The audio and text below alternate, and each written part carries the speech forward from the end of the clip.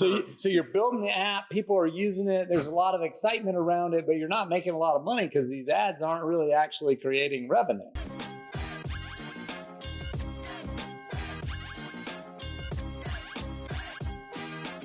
We're here with Lanford Holloway in Columbia, South Carolina. We're at SoCo, the workspace. Lanford, you are running an amazing company, TerraStride. Thank you, Ben. Give everyone a little bit of the type of products you guys offer. Well, it's a software company, and we make products for two distinct but extremely closely related market verticals. One is large tract property sales, and the other is hunting and land management.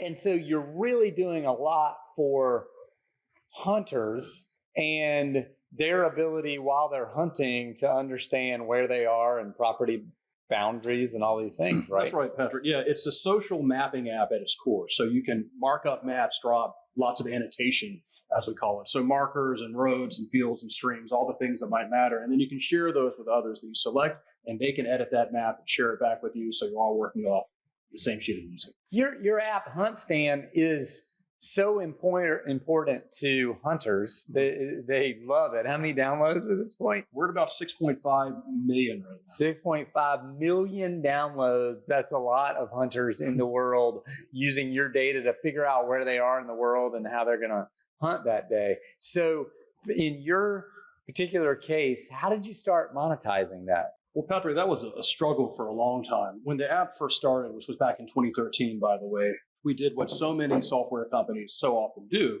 which is that we didn't really know how to make money off of it. It was popular. We were getting a lot of downloads.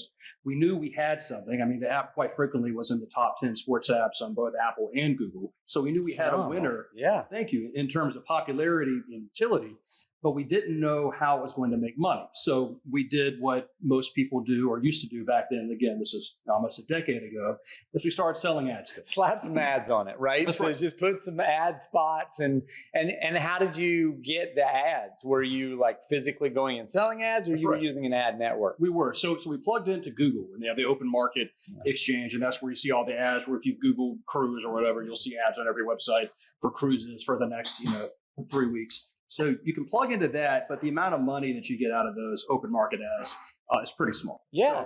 So you're building the app, people are using it, there's a lot of excitement around it, but you're not making a lot of money because these ads aren't really actually creating revenue. That's true. Yeah. That's absolutely. So take us to the next step. What did you figure out? Well, step two there was to start selling direct ad placements, which we did a little bit as well, because you can demand a higher CPM, cost per 1,000 views, if you can go sell directly to companies. But that also presented some challenges and their scalability concerns. And so rapidly, though, it became clear, that the ad model overall couldn't support a company of the type and of the scale that we were trying to build. Right? Well, this is a problem a lot of people have, because figuring out how to monetize your products, especially when you have a lightning bolt in your hand, is pretty tough. So what did you do next to get into that next place of better profitability? Well, it's funny, Patrick, because it seems so stupidly obvious in retrospect. So the other part of our company... I'll just stop you there to say that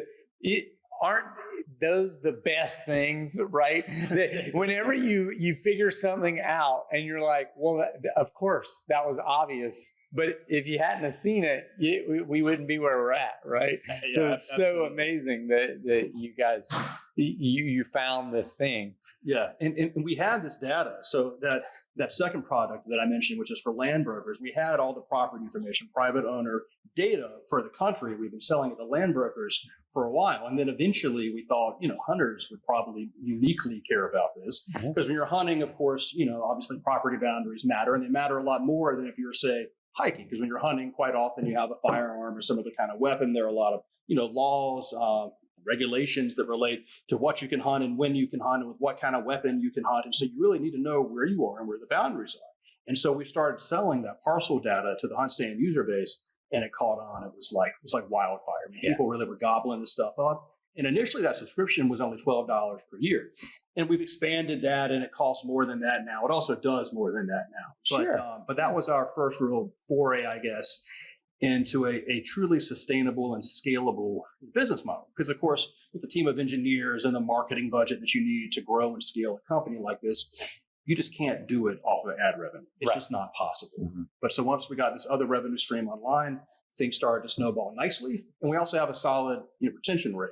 So once we get someone into the ecosystem, most of them stick around. So we keep all the old users and always adding new users. So things do start to snowball, and it becomes a much more rational business venture, I guess. Well, rational being making money that allows you to sustain and grow.